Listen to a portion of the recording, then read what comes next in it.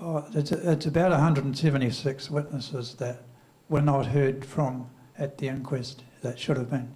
In total, I think the number of witnesses that were heard was about 273 or something like that. So there's a huge number of witnesses. And a lot of the witnesses that didn't appear were critical to establishing what happened. And it wasn't just Lecompte and Pepin, the other volumes show there's just a huge number of critical witnesses that just didn't appear, so the jury just didn't hear the evidence. There were just so many statements that should have been read that weren't read, and the other point is that there are quite a lot of witnesses, I think it's up to 100 witnesses that have never been interviewed by the French investigation or the British investigation or at the inquest, and a lot of those witnesses, if you read through the list and you sort of look at what they would know about what happened, it's just ridiculous. So you had the case where the witness would give a statement within hours of the crash to the police, but at the inquest the jury were not allowed to see those statements. They had to rely on the memory of the witness speaking 10 years after the crash, because the inquest took place in 2007, the crash was in 1997.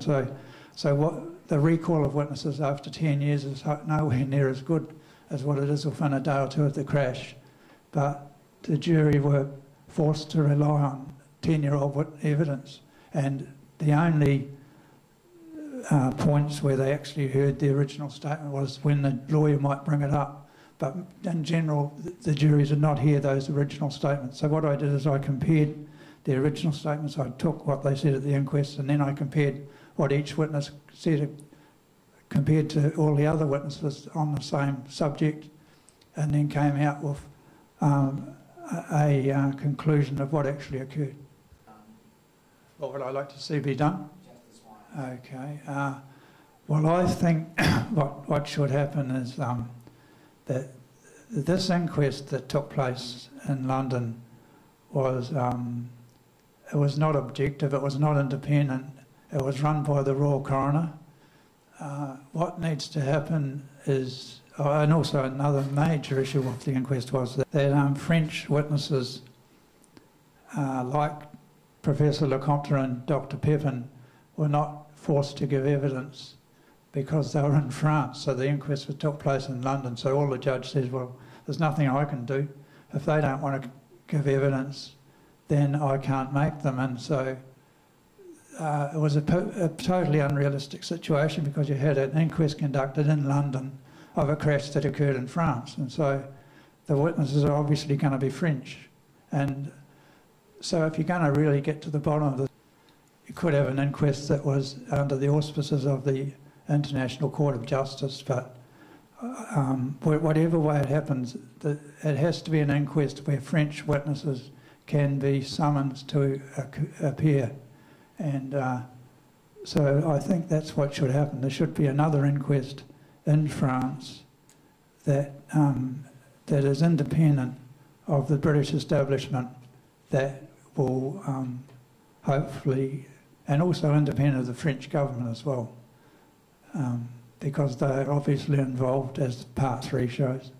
So that's what should happen.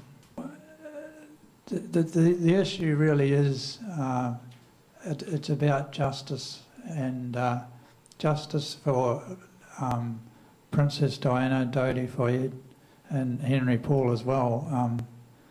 That it's really that they've been, it's just a total miscarriage of justice, and so that's my mission really, is to try and right what is a huge injustice. And I mean, you take Princess Diana, I mean, she was, it's sort of history now, and we sort of, she's out of the picture and totally forgotten, but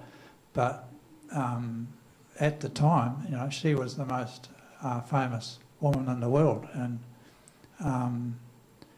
I think the authorities would like to just have her completely scrubbed from the scene and not to be remembered, really. But I think what has occurred when you look at, if you look at the books, if you go through them, you can see that it's just an incredible injustice that's occurred. And I think that the only real justice is that people do read these books and they do learn what happened, and hopefully in the end that there will be another inquest.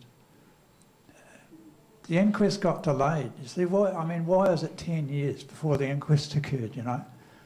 So people say, oh, let's move on, we've got to move on. And that's the thing, you know, that the authorities no doubt realise that people wear out. That Diana was great, she was famous, but, okay, she's gone, she's dead. We've got to move on now. It's a different era. And so a lot of people would probably say it was impractical to hold the first inquest because it was so late, you know, but I just think it's something, if there's going to be justice in this, and I don't see why there shouldn't be, I think it's just unbelievable that she can be assassinated and it doesn't get recognised in the law, in the courts.